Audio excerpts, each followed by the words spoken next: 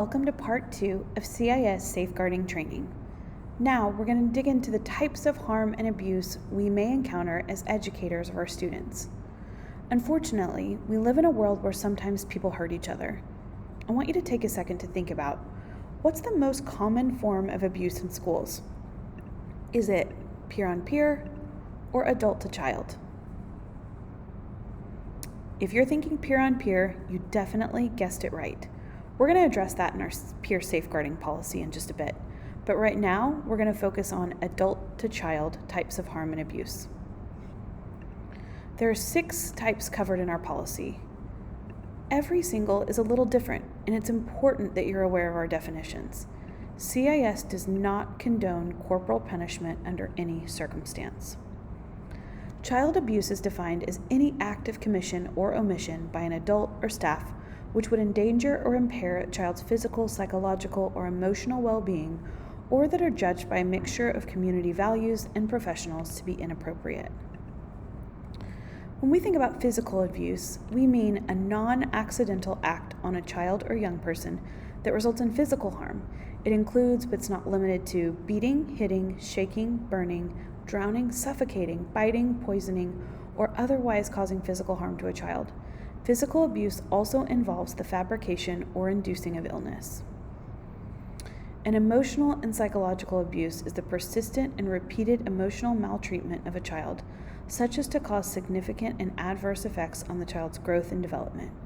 It may involve emotional bullying, manipulating a child's feelings to convey that he or she is worthless, unloved, or inadequate, inducing guilt or fear to prevent a child from expressing his or her needs, or deliberately preventing disclosure, causing a child to frequently feel frightened or endangered.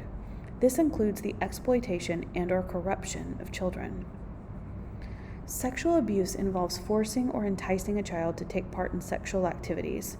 This could be penetrative, rape and/or non-penetrative, kissing, touching, or masturbation, as well as non-contact acts such as involving children in viewing or production of sexual images, sexual activities, and sexual behaviors. Neglect is going to be that persistent failure to meet a child's basic physical, educational, emotional, and/or psychological needs, which causes significant harm to a child's health or development. Neglect may include, but it's not limited to, supervisory, physical, medical, emotional, educational, and abandonment. And last but not least, grooming.